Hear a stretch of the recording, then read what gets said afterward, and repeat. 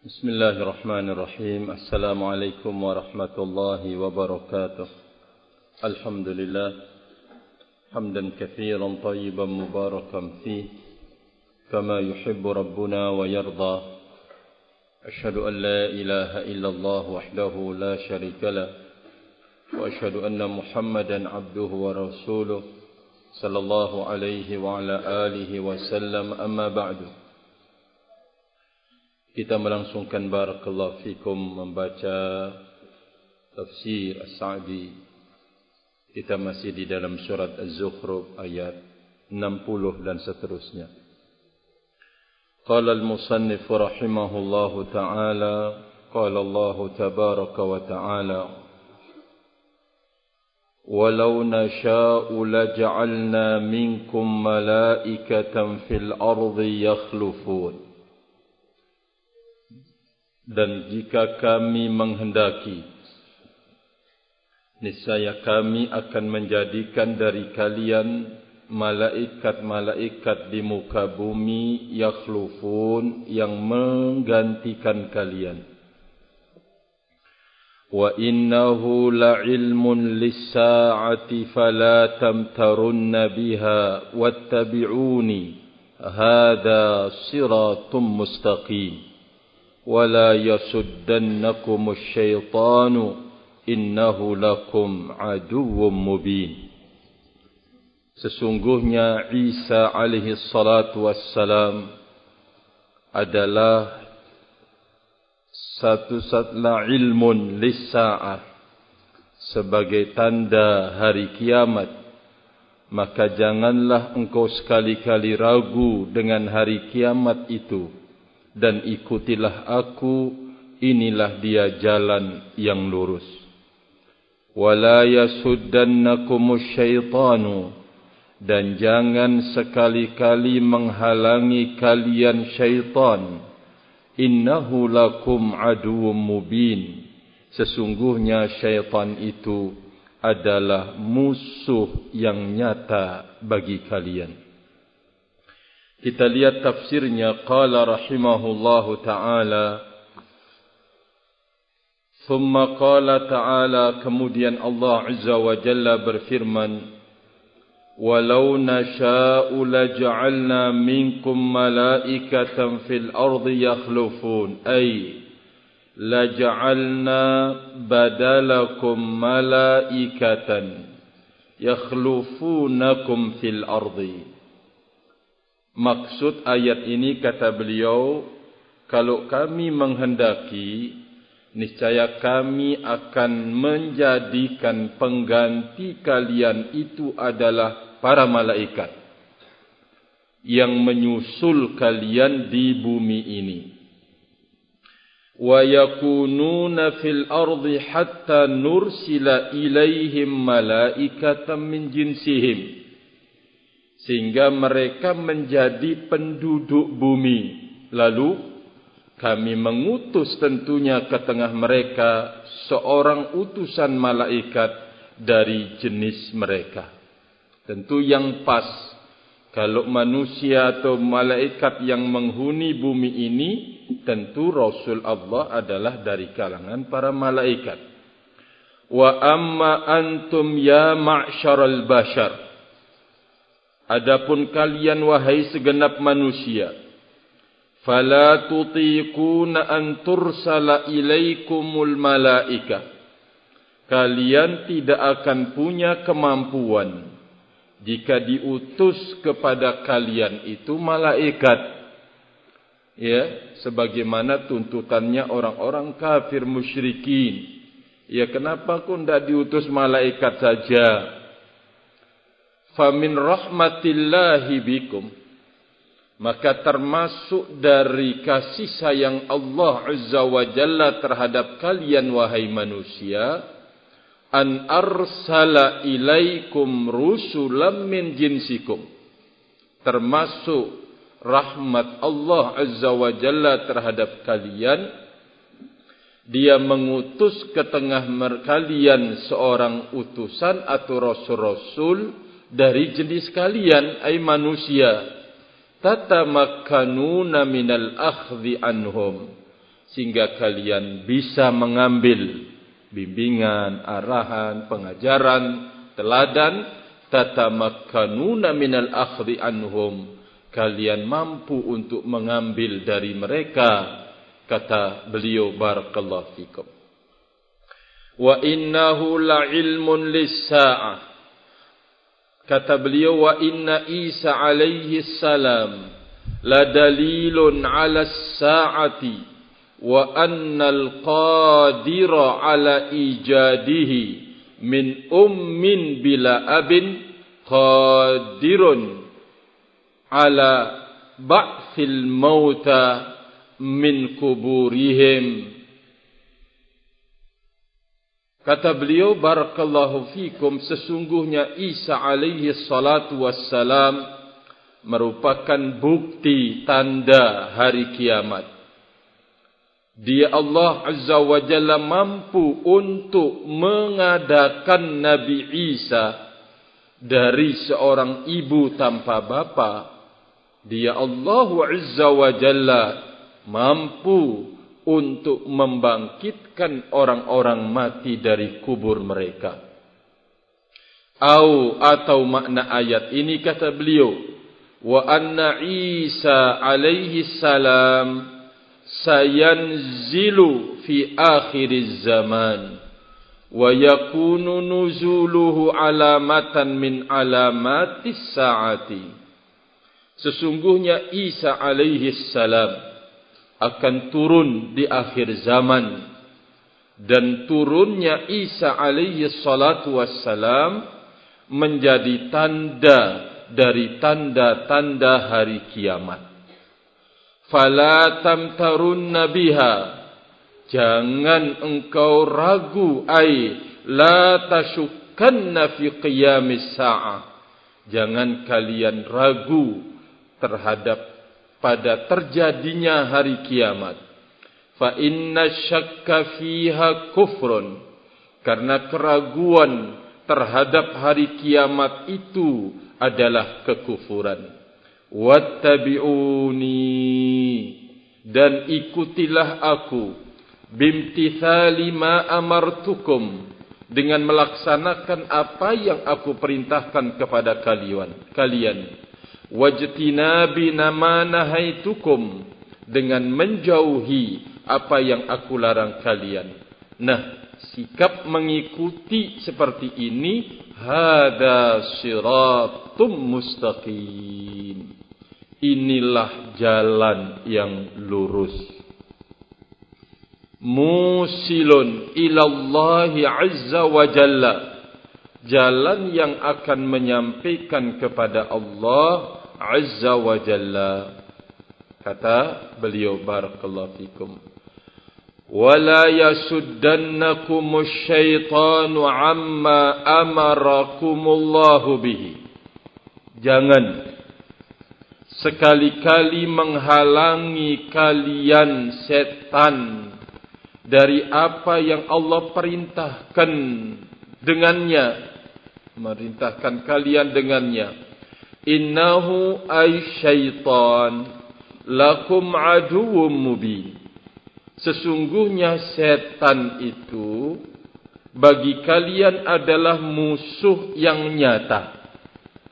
Bagaimana bentuknya sebagai musuh yang nyata? Harisun ala ighwaikum, setan sangat semangat untuk menyesatkan kalian. Harisun ala ighwaikum, setan sangat semangat untuk menyesatkan kalian. Badzilun juhdahu fi dzalik, dia keluarkan, dia berkorban, mengorbankan kesungguh-sungguhannya di dalam melakukan penyesatan. Subhanallah, barakallahu fikum. Ini setan, rahimani wa rahimakumullahu jami'an. Tentu peringatan ini adalah agar terus kita menjadikan setan itu sebagai musuh. Termasuk apa yang kita lakukan ini, duduk di majlis ilmu, bersabar padanya, merupakan upaya besar untuk menyempitkan gerakan. Untuk menyempitkan gerakan usaha setan di dalam menyesatkan. Sehingga wajar kalau musuh yang besar menurut mereka adalah orang yang belajar ilmu agama. Musuh besarnya, barakallahu fikum. Ya, karena orang yang belajar itu bukan hanya untuk dirinya, tetapi dia akan bisa memberikannya buat umat ini yang ditakutkan. Jika antum bisa melihat, beda dengan kita memikul ketaatan yang lain, dengan memikul ketaatan duduk belajar ilmu agama, luar biasa. Sampai kita sempat berbicara, barakallahu fikum, bersama asatidah di saat awal-awal dulu di Yaman, barakallahu fikum, ujiannya ternyata lebih besar di sana. Mungkin kalau dari sisi makanan, minuman, subhanallah, ya, orang Indonesia termasuk orang-orang yang berada di sana. Ya, termasuk orang yang punyalah, barakallahu fikum. Tapi ujiannya dari sisi yang lain. Ya, terutama an-nisa, yaitu wanita. Yang antum keluar masjid, antum lihat, ya, wanita mutahajjibah berangkat ke majlis taklim. Syekhah waktu itu, barakallahu fikum, ikut darasnya Syekh Mukbir rahimahullah, terus bergandengan bersama ya zaujnya. Wah, benar-benar luar biasa. Di antara asatidah kita, artinya ustaz kita di saat itu, ikhwan kita tidak kuat, wis pulang nikah, berangkat bersama keluarganya. Ternyata ujiannya dari sisi yang lain. Subhanallah, barakallahu fikum. Jadi rahimani wa rahimakumullahu jami'an, sampai Syekhuna Mukbir rahimahullah sering mengingatkan kepada kita bahwa asyaitan bekerja sama, yata'awanun ma'al kuffar, bekerja sama dengan orang-orang kafir untuk mengusir, mengganggu, menggoda para pelajar ilmu agama. Nah, kita sekarang merasakan sendiri, kalau dulu tidak ada HP, ya, kalaupun ada, wis harganya selangit waktu itu. Barakallahu fikum. Nah sekarang, ya, dengan HP benar-benar rahimani wa rahimakumullah, banyak mengganggu kekhusyuan kita belajar, kekhusyuan kita menghafal ini itu murajaah. Barakallahu fikum.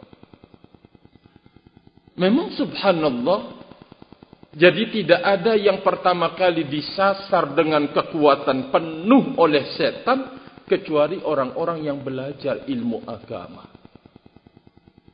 Makanya barakallahu fikum, kesabaran ikhwanuna, kesabaran al-aba, kesabaran ummahat untuk mendidik diri kita, memaksakan diri dan anak untuk belajar ilmu agama, itu adalah perjuangan besar dan pengobaran perang secara besar-besaran bersama setan. Barakallahu fikum. Sehingga butuh kesabaran rahimani wa rahimakumullah. Butuh kesabaran, barakallahu fikum. Banyak hal yang akan menjadi penyebab seorang penuntut ilmu itu terusir dari majelis ilmu. Banyak. Mikir sana, mikir sini, wis tinggalkan pondok pesantren. Padahal kalaupun sampai di rumah, ya tidak bisa berbuat apa-apa. Tidak ada yang bisa dilakukan. Kecuali ya kesana kemari, nongkrong sana, nongkrong sini. Wah kemarin, anak mau membantu orang tua, anak mau ini, anak mau itu. Orang tua butuh bantuan. Adalah upaya untuk dia keluar dari tempat yang baik. Dan harus para tulabul ilm harus berjaga-jaga. Di saat kemudian dibukakan oleh Allah Azza wa Jalla peluang kebaikan di majlis ilmu, jangan disia-siakan. Ya. Duduknya engkau membantu orang tua dengan doa dan dengan ketaatan kita lebih daripada engkau berkecimpung dengannya dalam urusan ma'isyah. Karena bukankah ketaatan sang anak, apalagi duduk di majlis ilmu, akan bisa memberikan kelancaran terhadap rezeki kedua orang tua kita. Terkadang kan kita tidak mikir ke situ. Apalagi orang tua yang tidak punya landasan ilmu agama, barakallahu fikum. Memaksakan anaknya untuk kemudian bekerja kamu, cari bagaimana kamu ini, bagaimana kamu itu. Kamu menyusahkan, wah berbagai macam kalimat-kalimat keluar. Ya, kita berharap para tulabul ilm yang datang dari tempat yang jauh manfaatkan sebaik-baik mungkin kesempatan yang dibukakan oleh Allah Subhanahu wa taala. Anda ingin membantu kedua orang tua, bantu dengan doa. Itu lebih mujarab dibanding engkau ikut terjun dalam sebuah dosa dan kemaksiatan.